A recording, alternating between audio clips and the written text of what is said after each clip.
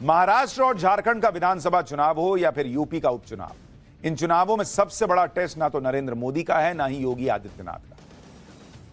सबसे बड़ा टेस्ट है कि हिंदू एकजुट रह पाएगा कि नहीं, क्योंकि एक तरफ मुस्लिम वोट बैंक है जो एक तरफा अपने पाले में लाने के लिए इंडी गठबंधन ने गजब का खेला किया हुआ है।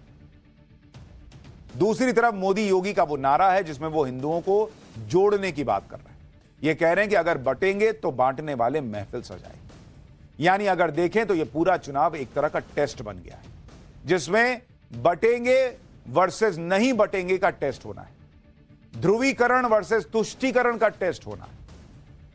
और यह टेस्ट किस दिशा में जाएगा, यह महाराष्ट्र, झारखंड और यूपी के उपचुनाव में क्लियर दिख जाएगा।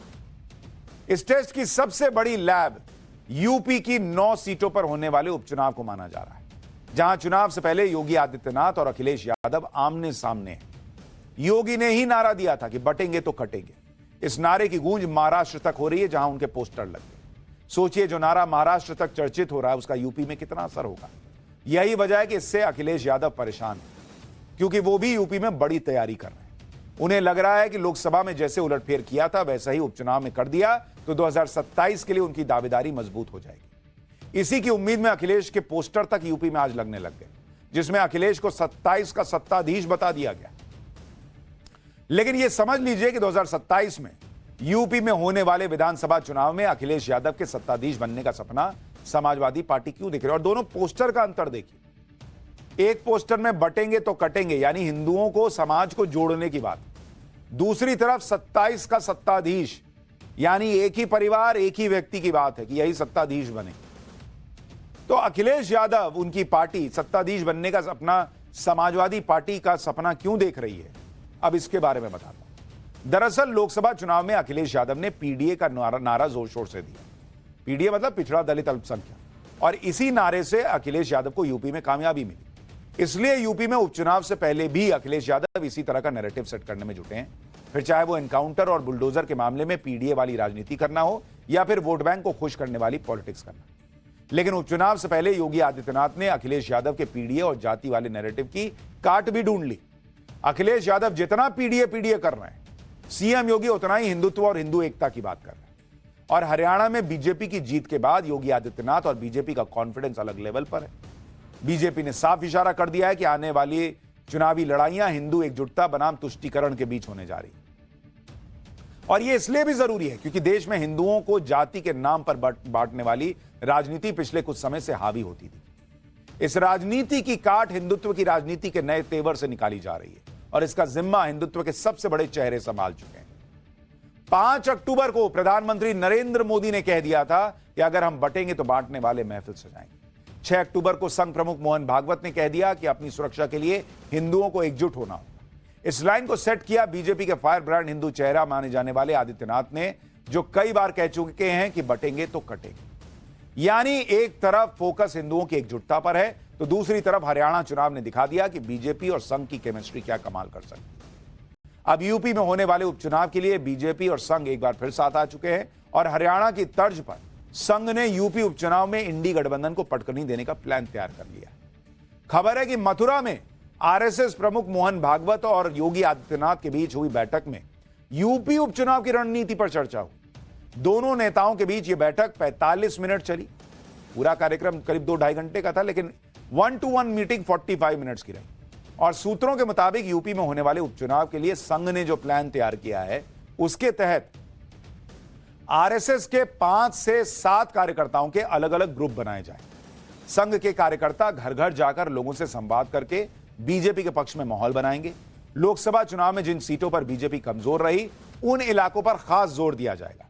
उपचुनाव वाली सीटों पर संघ की करीब 5000 छोटी सभाएं हों। बीजेपी के बटोगे तो कटोगे का असर बिहार में भी नजर आ रहा है। बिहार में भी 4 विधानसभा सीटों पर उपचुनाव होने। इन चुनावों में भी हिंदू एकजुटता वर्सेस मुस्लिम तुष्टीकरण का टेस्ट होता नजर आ रहा है, क्योंकि एक तरफ केंद्रीय मंत्री गिरिराज सिंह ने हिंदुओं को एकजुट करने के लिए 5 दिन तक हिंदू स्वाभिमान यात्रा निकाली। यह इंडी गठबंधन को हजम नहीं हुआ। बिहार के पूर्व डिप्टी सीएम और आरजेडी नेता तेजस्वी यादव ने गिरिराज सिंह की इस यात्रा को बिहार में दंगा भड़काने की साजिश बता दिया और मुसलमानों के बचाव में ईंट से ईंट बजा देने की धमकी दे रहे हैं। आप सुनिए ये लोग मुस्लिम वोट के लिए किस लेवल पे जा रहे हैं। सुनिए तेजस्वी यादव ने हिंदू स्वाभिमान यात्रा पर क्या कह दिया और गिरिराज सिंह ने तेजस्वी के बयान पर किस तरह पलटवार किया। और अगर कोई मुसलमान भाइयों के प्रति अगर बुरी नजर कोई देखने का काम करेगा तो राष्ट्रीय जनता दल और तेजस्वी यादव चुप बैठने वाला नहीं, ईंट से ईंट बजा देंगे।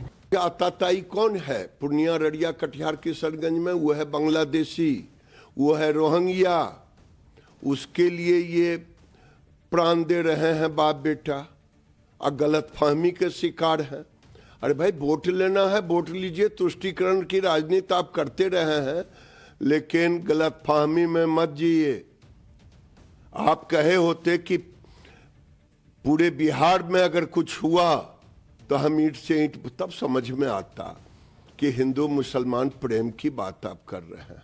लेकिन आप तो सीधे सीधे बांग्लादेशी और रोहिंग्या की बात कर रहे हैं, ईंट से ईंट बजा देंगे। और सब तो लगता है मूली गाजर है जिस पर आप चाहें चाकू चल जाए और सब चुपचाप बैठल रहेगा। एक तरफ तो यूपी बिहार में तुष्टीकरण और ध्रुवीकरण की इस राजनीति का टेस्ट चल रहा है, दूसरी तरफ महाराष्ट्र और झारखंड का चुनावी टेस्ट भी। झारखंड में बांग्लादेशी घुसपैठियों का बड़ा मुद्दा है, महाराष्ट्र में कौन बड़ा हिंदूवादी है इसका टेस्ट है। वहां पर इस बार दो शिवसेना आमने सामने।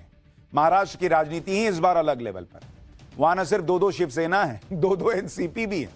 इसके अलावा बीजेपी और कांग्रेस की फाइट है, यानी पूरी खिचड़ी बनी हुई है महाराष्ट्र में। इस खिचड़ी के बीच एक अलग खिचड़ी महाविकास अघाड़ी की है, जो इतने दिनों से पक ही नहीं पा रही थी। अब जाकर महाविकास अघाड़ी यानी इंडी गठबंधन ने सीटों का बंटवारा किया और इसके लिए जो फॉर्मूला निकाला है उसके मुताबिक कांग्रेस 85 सीटों पर चुनाव लड़ेगी, शिवसेना यूबीटी 85 सीट पर लड़ेगी और एनसीपी शरद पवार वाली वो भी 85 सीट पर लड़ेगी। बाकी की 33 सीटों पर फैसला अभी नहीं हो पाया।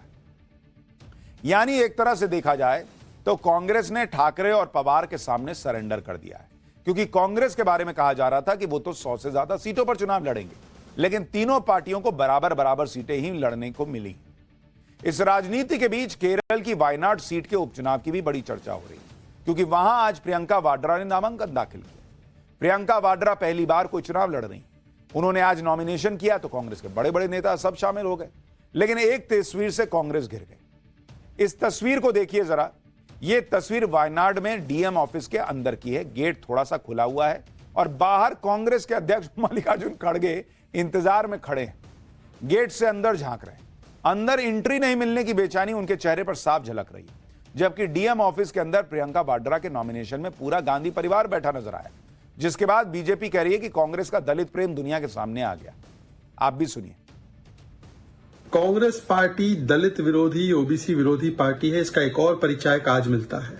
जब वायनाड में पारिवारिक कंपनी प्रियंका वाड्रा का नॉमिनेशन फाइल करने गई थी तो उन्होंने शुरुआत में खड़गे जी का नाम ही नहीं दिया कि वो भी अंदर रह सके और नॉमिनेशन के समय पर उपस्थित रह सके। इसीलिए परिवार के ही कुछ सदस्य अंदर चले गए और खड़गे जी को बाहर कर दिया गया। खड़गे जी बाहर ही रुके रहे। अब यह देखिए कि मल्लिकार्जुन खड़गे को प्रियंका के नॉमिनेशन के दौरान गेट के बाहर क्यों इंतजार करना पड़ा। असल में प्रोटोकॉल के मुताबिक नॉमिनेशन के बाद कैंडिडेट समेत सिर्फ 5 लोग अंदर जा सकते हैं और प्रियंका वाड्रा ने अपने साथ मल्लिकार्जुन खड़गे के बजाय परिवार के लोगों को अंदर ले जाना ज्यादा जरूरी समझा। उनके साथ राहुल गांधी थे भाई, मां सोनिया गांधी थी, पति रॉबर्ट वाड्रा थे, बेटा अंदर गए। हालांकि बाद में जब रॉबर्ट वाड्रा और उनके बेटे बाहर गए तब जाकर खड़गे साहब की एंट्री हो पाई। वायनाड में जो कांग्रेस अध्यक्ष मल्लिकार्जुन खड़गे के साथ हुआ, उन तस्वीरों को पूरे देश ने देखा। बीजेपी महाराष्ट्र चुनाव में इसे मुद्दा भी बना सकती है। हालांकि ये बीजेपी में हुआ होता तो राहुल गांधी कहते कि फलाने नेता के नॉमिनेशन में आप देखिए कितने दलित पहुंचे थे। आज दलित बेचारे बाहर खड़े हो गए, क्योंकि हरियाणा के चुनाव में जिस तरह कांग्रेस में दलित नेता कुमारी शैलजा की अनदेखी हुई, उसे भी बीजेपी ने बड़ा मुद्दा बनाया था। लेकिन चुनाव के पहले कहना कुछ, बाद में होना कुछ, ये तो हिसाब है इंडिया अलायंस का।